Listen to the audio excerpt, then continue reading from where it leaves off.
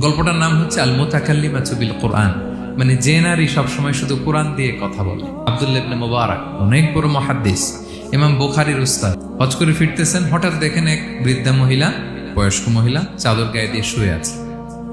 তো এটা অনেক বড় একটা কনভারসেশন, আমি কনভারসেশনটা আপনাদেরকে শোনাই। উনি কাছে গেলেন, যে সালাম দিলেন, আসসালামু আলাইকুম ওয়া রাহমাতুল্লাহ। সালামের উত্তরে বৃদ্ধা মহিলা স্বাভাবিকভাবে উত্তর না দিয়ে একটা কোরআনের আয়াত তেলাওয়াত করলেন। তিনি তেলাওয়াত করলেন, সালামুন কাওলাম মির রাব্বির রহিম, মানে দয়াময় প্রতিপালক আল্লাহর পক্ষ থেকে তোমার প্রতিও সালাম। এটা একটা কোরআনের আয়াত, কিন্তু এটা দিয়ে উত্তর হয়ে যায় সালামের। কি বলেন? আচ্ছা, গেল। এবার আব্দুল্লাহ ইবনে মুবারক জিজ্ঞেস করলেন, মাযা তাসনাঈনা ফি হাযাল মাকান, এখানে কি করেন আপনি, কি করতেছেন একা একা? এই প্রশ্নের উত্তরও ভদ্রমহিলা একটা কোরআনের আয়াত তেলাওয়াত করে দিলেন। উনি তেলাওয়াত করলেন, ওমাই ইউদলিল ফালা হাদিয়া লাহ, মানে আল্লাহ যার পথ ভুলায় দেয় তার পথ দেখানোর কেউ নেই।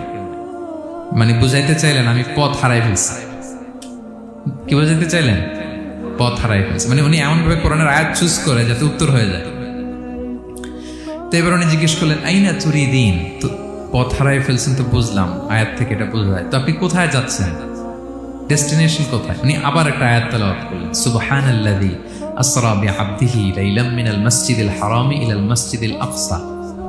রাসূল সাল্লাল্লাহু আলাইহি ওয়াসাল্লাম মেরাজের আগে যে ইসরা হয়েছিল, মসজিদুল হারাম থেকে মসজিদুল আকসায় রাসূল সাল্লাল্লাহু আলাইহি ওয়াসাল্লামকে আল্লাহ নিয়েছিলেন, এটা তেলাওয়াত করলেন। তো বুঝাতে চাইলেন আমিও আপনার মতো হজে আসছিলাম মসজিদুল হারামে, আর যাচ্ছি মসজিদুল আকসা, মানে ফিলিস্তিন আমার বাড়ি। মসজিদুল আকসা কোন দেশে? ফিলিস্তিনে। আয়াত এমন ভাবে উনি পিক করেন যাতে করে উত্তর হয়ে যায়। উনি বোঝাতে চাইলেন আমিও হজ করতে এসেছিলাম, যাচ্ছি কোথায়? ফিলিস্তিন, মসজিদুল আকসা যে দেশে আছে। তো উনিও বুঝে গেলেন যে তাহলে আপনি মসজিদুল আকসায় যাচ্ছেন। এবার জিজ্ঞেস করলেন, আনতুম মুনযু কাম ফি হাযাল মাকান, তো এখানে একা একা পড়ে আছেন কয়দিন? আবার কোরআনের আয়াত, সালাসা লায়ালিন সাবিয়া, টানা 3 দিন 3 রাত এখানে আছে, এটা কোরআনের আয়াত। এটা আবার জিজ্ঞেস করলেন উনি, মা আরা মাআকি তাআমান তাআকুলিন, তো একা যে পড়ে আছেন আবার 3 দিন, তো আপনি খাচ্ছেন কি, বেঁচে আছেন কিভাবে? ভদ্রমহিলা আবার একটা আয়াত তেলাওয়াত করে দিলেন। তিনি পড়লেন, হুয়া ইউতঈমুনি ওয়া ইউসকিন, ইব্রাহিম আলাইহিস সালামের কথা, যে ওই আল্লাহ তাআলাই আমারে খাওয়ায়, আল্লাহই আমাকে পান করায়। আল্লাহ তাআলা ব্যবস্থা করেছেন আমার। তো এইবার উনি অবাক হচ্ছেন, আমি এত বড় মুহাদ্দিস, আব্দুল্লাহ ইবনে মুবারক ইমাম বুখারীর উস্তাদ, আমি স্বাভাবিকভাবে কথা বলি আর যাই প্রশ্ন করি একটা আয়াত তেলাওয়াত করে দেয় আর ওটা দিয়ে উত্তর হয়ে যায়। কি মহিলার সন্ধান পেলাম? তো উনি বলতেছে, ফাবি আইয়ি শাইইন তাতাওয়াদ্দাইন, 3 দিন যে এখানে আছেন মরুভূমির বালুর মধ্যে, ওযু করেন কিভাবে? উনি আবার একটা আয়াত তেলাওয়াত করলেন, ফাইন লাম তাজিদু মাআন ফাতায়াম্মামু সাঈদান তাইয়্যিবা। আল্লাহ আয়াতে বলেছেন যদি তোমরা পানি না পাও পবিত্র মাটি দিয়ে তায়াম্মুম করে নিও। তো বোঝাতে চাইলেন পানি নাই তো কি হয়েছে, বালু তো আছে, তায়াম্মুম করে নাও। আল্লাহু আকবার। এবার উনি বললেন, ইন্না মাইয়া তাআমান আলা তাকুলিন, আমার ব্যাগে তো কিছু খাবার আছে, আপনি কিছু খাবেন? আবার কোরআনের আয়াত, সুম্মা আতিম্মুস সিয়ামা ইলাল লাইল, আল্লাহ এক আয়াতে বলেছেন তোমরা রোজা ফজর থেকে শুরু করে সন্ধ্যা পর্যন্ত পূর্ণ করো। তো বুঝালেন আমি রোজা রাখছি। কি বুঝালেন? রোজা রেখেছি। এবার উনি একটু মাসালা খাটাইতে চাইলেন, ভাবলেন যে বুড়ি তুমি আমার সাথে শুধু কোরআন দিয়ে উত্তর দিচ্ছ, দাঁড়াও তোমাকে আমি আটকাইতেছি। উনি মাসালা খাটাইলেন যে ফাকুলতু লাহা লাইসা হাযা শাহরু রমাদান, তো রোজা রাখছেন মানে এটা তো রমজান মাস না, হজ করে ফিরতেছি আমরা জিলহজ মাসের শেষের দিক, কিসের রোজা?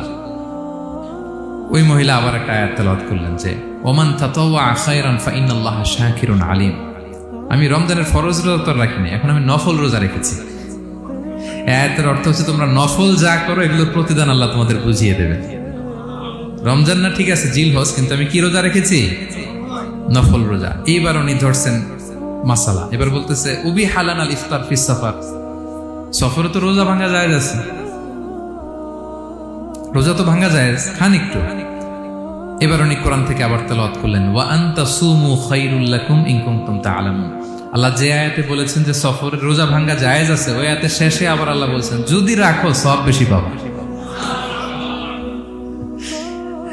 কেউ অসুস্থ হলে রোজা ভাঙবে, সফরের রোজা ভাঙবে, এই আয়াতের শেষে হচ্ছে ওয়া আনতা সুমু খায়রুল লাকুম ইন কুনতুম তা'লামুন, তবে রোজা যদি রাখো এটা ভালো যদি তোমরা বুঝতে।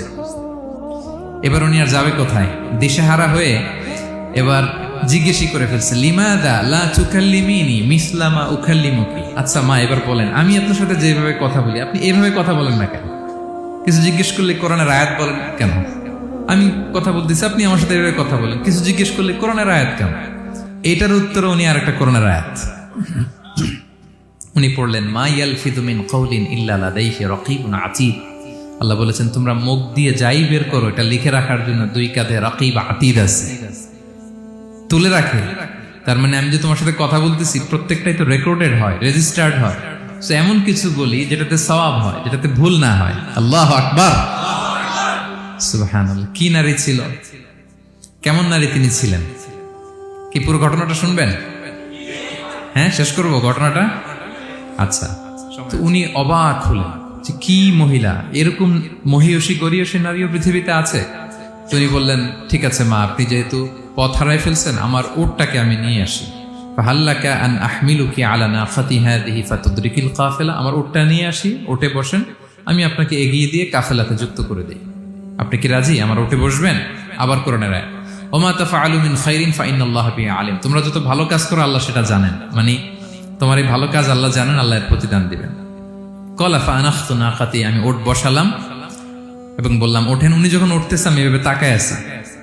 তা আমি যে তাকায় আছি, উনি একটা আয়াত তেলাওয়াত করলেন যে কুল্লিল মুমিনিনা ইয়াগুদ্দু মিন আবসারিহিম। এর অর্থ হচ্ছে, নবী হে, মুমিনদেরকে বলুন তারা যেন পরনারী দেখে তাকায় না থাকে, চোখ যেন নিচে রাখে, তারা যেন চক্ষু অবনমিত করে। মানে বুঝাতে চাইলেন যে আমি তো বেগানা নারী, পরনারী, তা আমি উঠে উঠতেছি, আপনি তাকায়। সে হয়তো তাকায় আছে যে বৃদ্ধা মহিলা উঠতে যদি কষ্ট হয় পড়ে যায়।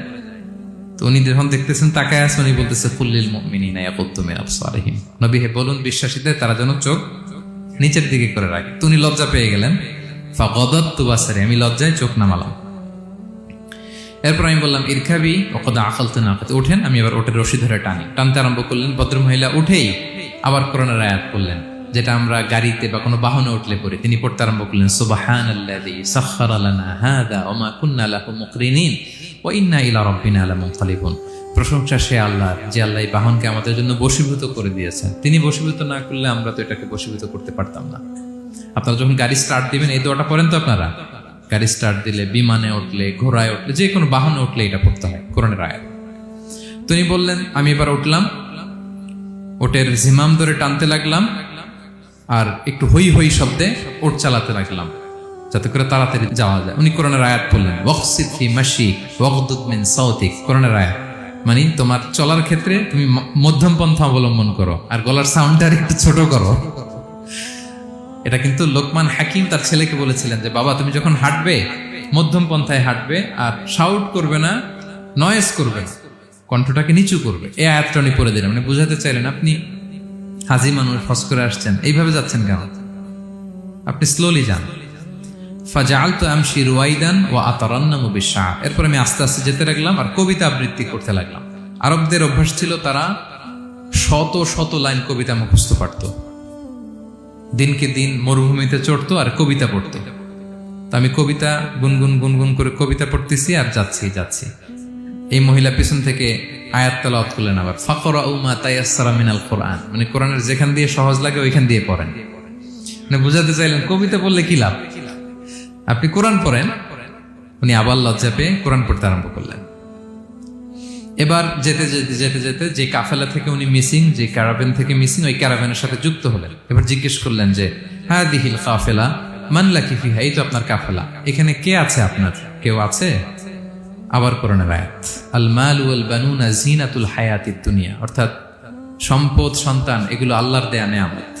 এটা দিয়ে বুঝাতে চাইলেন, হ্যাঁ আমার কিছু সন্তানাদি আছে। উনি বুঝতে পারলেন, ফাআলিমতু আন্নাল্লাহা আওলাদান ফিহা, আমি বুঝলাম যে ওনার সন্তান সন্ততি এখানে আছে। এইবার একটা চান্স পেয়ে গেছে আব্দুল্লাহ ইবনে মুবারক। কি পেয়ে গেছে? উনি মনে মনে ভাবলেন, ওনার ছেলেদের নাম কি, এটা জিজ্ঞেস করি, তাইলে তার উত্তর দিতে পারবে না। সুন্দর না প্রশ্নটা? এবার উনি বলতেছে, ফাকুলতু লাহা মা আসমাউ আওলাদিক, মা এবার একটু বলেন তো আপনার ছেলেগুলার নাম কি? কি জিজ্ঞেস করলেন? এটা তো আর নান্টু বল্টু সল্টু তো আর কোরআনে পাওয়া যায় না। আমরা নাম রাখি কি? সল্টু বল্টু। সল্টু বল্টু কোরআনে আছে? নাই। তো উনি এবার চান্স নিলেন, এবার জিজ্ঞেস করি আপনার ছেলের নাম কি? এইবার আর উত্তর থাকবে না, অনেকক্ষণ আমার সাথে করছেন। তো জিজ্ঞেস করতেছে লাহা ওয়ামা আসমাউ আওলাদিক, আপনার ছেলেদের নাম কি একটু বলেন তো। এই প্রশ্নের উত্তরে উনি 3টা আয়াত তেলাওয়াত করছে। এতক্ষণ তো একটা, এখন কয়টা?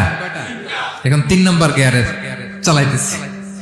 উনি প্রথম আয়াত তেলাওয়াত করলেন ওয়াত্তাখাযাল্লাহু ইব্রাহিমা খলিলা, এরপরে বললেন ওয়াকাল্লামাল্লাহু মূসা তাকলিমা, সবশেষে বললেন ইয়া ইয়াহইয়া খুযিল কিতাবা বিকুওয়া। আল্লাহু আকবার। আমি ইব্রাহিমকে খলিল হিসেবে নিয়েছি, মূসাকে কালিমুল্লাহ বানিয়েছি, এবং ইয়াহইয়াকে বলেছি হে ইয়াহইয়া তুমি তাওরাত কিতাবকে শক্ত করে ধরো।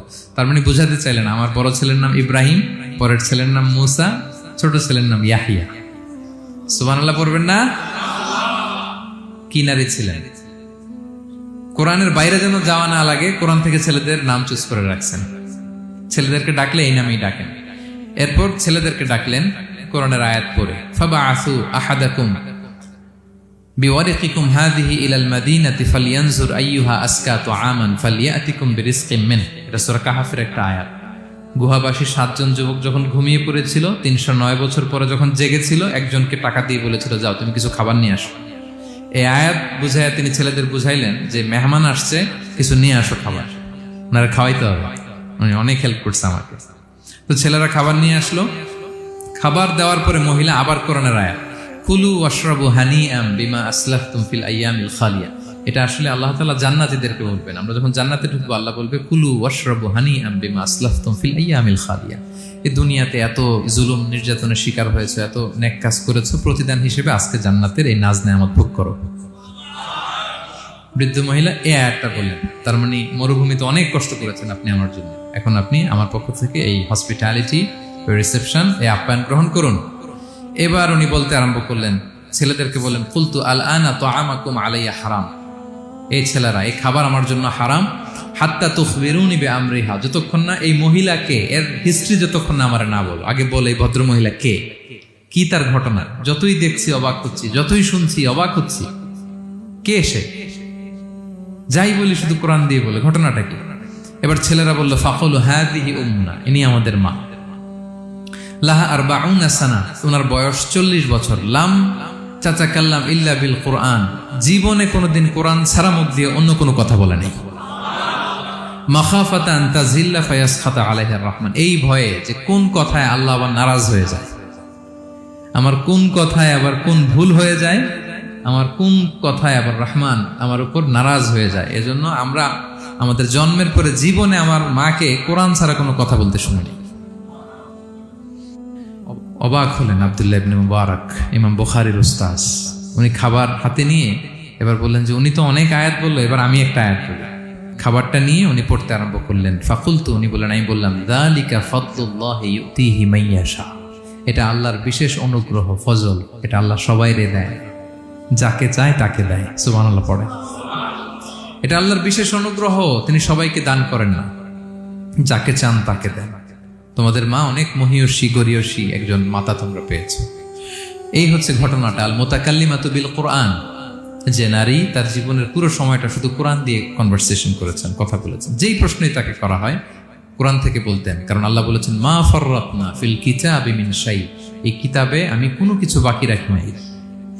মানব কল্যাণের, মানব প্রয়োজনীয়, হিউম্যান ডিমান্ড যা দরকার সব আল্লাহ বলে দিয়েছেন। তিবিয়ানান লিকুল্লি শাই, সবকিছুর সুস্পষ্ট ব্যাখ্যাই কোরআনে আছে। আল্লাহ বলেন লাউ আনসালনা হাযাল কুরআনা আলা জাবাল লারাআইতাহু খাশিআম মুতাসাদ্দিআম মিন খাশিয়াতিল্লাহ।